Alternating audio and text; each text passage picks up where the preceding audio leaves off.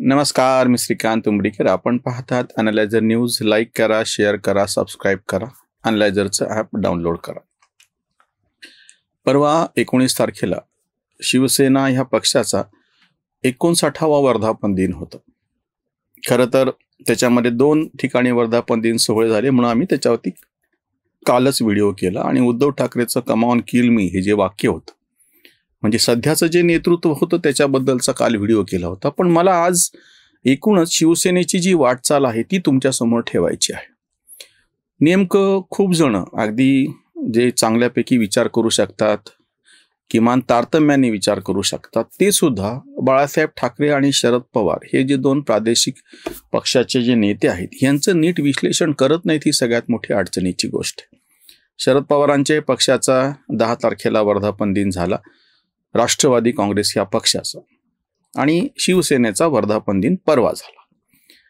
आता एक साधा प्रश्न आहे, एक मराठी माणूस म्हणून मला पडतो आणि तुमच्या समोर पण मी ठेवतो, की भारताच्या विविध राज्यांमध्ये विविध प्रादेशिक पक्ष जन्माला आले. त्यांची काही फार मोठी त्यांच्यामागं काही वैचारिक शक्ती होती किंवा त्यांना फार मोठं राजकारण समजत होतं असं काही नसताना सुद्धा त्या पक्षांनी त्यांच्या प्रदेशामध्ये वर्चस्व स्थापन केलं. एकतर ते त्यांनी स्वतःच्या जीवावरती बहुमत मिळवलं, किंवा कधी गरज पडली तर दुसऱ्याच्या आधारावरती पण स्वतःचा मुख्यमंत्री बसून दाखवलं. आता जो माझा प्रश्न आहे, शिवसेनेच्या वर्धापन दिनाच्या निमित्तानं शिवसेनेमध्ये पडलेली फूटही आपण थोडा वेळ बाजूला ठेवू, कारण त्याच्यावर चर्चा कालच्या व्हिडिओत केलेली आहे. 1966ला हा पक्ष स्थापन झाला. सुरुवातीचा जो सगळा चाचपडण्याचा काळ होता, मी चाचपडण्याचा यासाठी म्हणतो की त्याच्यामधून कुठलीही स्पष्ट अशी राजकीय दिशा समोर येत नाही. मुंबई परिसरामध्ये हटाव पुंगी, बजाव पुंगी, हटाव लुंगी असं जे धोरण होतं, मराठी माणसाचा विषय आधी सुरुवातीला हातामध्ये घेतलेला होता. आणीबाणीच्या काळात चक्क इंदिरा गांधींनाच पाठिंबा द्यायची भूमिका घेतली. त्याही काळामध्ये वसंतराव नाईक मुख्यमंत्री होते आधी, म्हणजे आणीबाणीच्या आधीच्या काळाची गोष्ट आहे. तेव्हा त्यांच्या हातचं बाहुलं कशी ही सेना आहे, तिचं नाव वसंत सेना कसं होतं. कम्युनिस्टांना लढायचा असेल तर आपल्याला शिवसेनेचा वापर करता येऊ शकतो, ह्या पद्धतीनं तेव्हा हाताळल्या गेलं. हा जो आरोप शिवसेनेवरती होत होता तो खरा असो नाही तर खोटा असो, पण प्रत्यक्षामध्ये राजकीय दृष्ट्या 1966 पासून ते अगदी 1990 पर्यंत कुठलंही लक्षणीय यश शिवसेनेला मिळवता नाही आलं राज्य म्हणून. पहिल्यांदा 1990ला विधानसभेच्या निवडणुकीमध्ये ज्या संख्येनं शिवसेनेचे आमदार निवडून आले, 4 खासदार निवडून आले त्याच्या आधीच्या लोकसभा निवडणुकीमध्ये, आणि शिवसेना ही राजकीय ताकद निदान राज्याच्या पातळीवरची आहे हे तरी स्पष्ट झालं, आणि विरोधी पक्ष नेतेपदी शिवसेनेचा आमदार बसला. म्हणजे हा एक फरक लक्षात घ्या. 66 पासून ते 1989च्या लोकसभा आणि 90च्या विधानसभेपर्यंत इतका मोठा कालखंड आहे की ज्या सगळ्या काळामध्ये शिवसेना चाचपडत होती. शिवसेनेला कुठलीही, ज्याला आपण दिशा म्हणतो, ती सापडलेली नव्हती राज्याच्या राजकारणातली.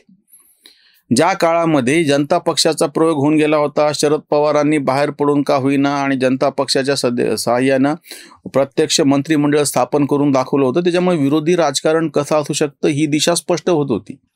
इतकंच नाही, 1985ला विधानसभा हरल्याच्या नंतर सुद्धा गोपीनाथ मुंडे सारखा नेता संपूर्ण महाराष्ट्र ढवळून काढतो, आणि 85 ते 90 ह्या काळामध्ये महाराष्ट्रामध्ये जे काही विरोधी पक्षांना अनुकूल असं वातावरण तयार केलं गेलं, त्याचा परिणाम म्हणून 90-95च्या जवळपास विरोधी भाजप आणि शिवसेनेचे आमदार निवडून आले ते 1990च्या विधानसभा निवडणुकीसाठी.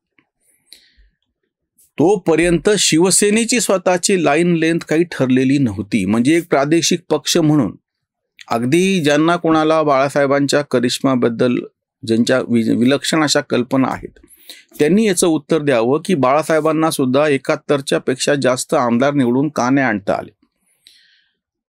शरद पवारवरती सगळेच टीका करतात, आम्ही तर कितीतरी व्हिडिओ केलेले. शरद पवारांना कसं स्वतःचा माणूस मुख्यमंत्रीपदी बसवता नाही आला, एक हाती सरकार आणता नाही आलं. मग हीच गोष्ट बाळासाहेबांच्या बाबतीत पण खरी आहे ना. इतक्या दीर्घ कालखंडामध्ये बाळासाहेबांच्या हयातीमध्ये 2009 पर्यंतच्या विधानसभा आणि लोकसभा निवडणुका झालेल्या होत्या. मग इतक्या मोठ्या कालखंडामध्ये 1966 ते 2009 इतक्या मोठ्या कालखंडामध्ये, म्हणजे तो जवळपास 44 आणि हे 9 म्हणजे तुम्ही बघा 53 वर्षाचा कालखंड होता. इतक्या मोठ्या कालखंडामध्ये शिवसेनाला एक राजकीय पक्ष म्हणून स्वतःचं संपूर्ण महाराष्ट्रात प्रादेशिक पक्ष म्हणून एक हाती वर्चस्व का नाही प्रस्थापित करता आलं? कधीही 100च्या पलीकडे म्हणलं ना, 71 सगळ्यात जास्त मोठी संख्या आहे आणि लोकसभेची संख्या 18 आहे, ती नंतरची गोष्ट आहे, म्हणजे 14 आणि 19ची गोष्ट आहे. हा प्रश्न का नाही विचारायचा? बाकीच्या राज्यांमध्ये म्हणजे तामिळनाडूमध्ये दोन्ही राजकारण म्हणजे सत्तेचं आणि विरोधकांचं स्थानिक पक्ष म्हणजे प्रादेशिक पक्षच चालवतात. त्या तेलंगणामध्ये तेलंगणा राष्ट्र समिती किंवा तेलुगू देशम आधीचा आंध्र प्रदेश त्याच्यातले जे पक्ष समोर येतात. देवगौडांचा पक्ष कर्नाटकामध्ये असतो, सत्तेवरती येतो, भले आता तो बाजूला गेला असेल किंवा त्या जीवावरती एकदा पंतप्रधान सुद्धा ते होतात. उत्तर प्रदेश आहे, त्याच्यामध्ये मायावती असो किंवा अखिलेश असो. जम्मू काश्मीर आहे किंवा त्याच्यानंतर मोठ्या राज्यांपैकी म्हणलं तर पश्चिम बंगाल आहे, बिहार आहे, ओडिसा आहे. या सगळ्या ठिकाणी प्रादेशिक पक्ष, झारखंड आहे, त्या सगळ्या ठिकाणी प्रादेशिक पक्ष सत्तेवर तरी येतात, विरोधी पक्ष म्हणून तरी असतात, स्वतःच्या जीवावर सत्तेवर येतात किंवा स्वतःची संख्या खूप मोठी असते आणि बाकीच्यांनी थोडाफार पाठिंबा दिला की त्यांचा मुख्यमंत्री सत्तेवरती बसतो. शिवसेनेच्या आता ह्या वर्धापन दिनाच्या निमित्तानं हा एक गंभीर प्रश्न समोर येतो की हे भाग्य शिवसेनेच्या बाबतीमध्ये का नाही झालं? महाराष्ट्रामध्ये शिवसेनेच्या संदर्भामध्ये असं का नाही घडलं? हा खरं तर विचारायचा प्रश्न आहे. आज शिवसेना हा पक्ष इतकं त्याचं मोठं कारकीर्द झालेली आहे आणि त्या पक्षाचं म्हणजे मला वाटतं 66 पासून जर मोजलं तर 44 आणि त्याच्यानंतरचे आता हे 25 म्हणजे इतका कालखंड गेलेला आहे. म्हणजे ते 44 आणि हे 25 एकूण 70 होतात जवळपास ते. मग ह्या सगळ्या कालखंडामध्ये शिवसेनेला आपला मुख्यमंत्री स्वतःच्या बहुमताने का नाही बसवता आला? दुसरी गोष्ट, जे राष्ट्रवादीच्या बाबतीमध्ये आहे तोच तसाच आरोप पुन्हा शिवसेनेवर सुद्धा होतो की संपूर्ण देशाच्या राजकारणावरती तुम्हाला वेगळा ठसा का नाही उमटवता आला? हे अपयश का आलं? मनोहर जोशी एक काळ तिथे सभापती म्हणून बसले होते, इतकं मानाचं पद तुम्हाला मिळालेलं होतं. हिंदुत्वाचा मुद्दा अतिशय प्रखरपणे भाजपच्या बरोबरीनं भाजपचंच नेतृत्व नंतर अटल बिहारी सारखं मवाळ नेतृत्व किंवा अडवाणी नंतरच्या काळामध्ये तितके जहाल उरले नाही. त्या काळामध्ये शिवसेनेनं ते हिंदुत्वाची ध्वजा कशी उचलून धरली हे जर सांगितलं जात असेल तर मग ह्याचं उत्तर का नाही? शिवसेनेने वारंवार उत्तर प्रदेशमध्ये निवडणुका स्वतंत्रपणे पण लढवून बघितलेल्या आहेत.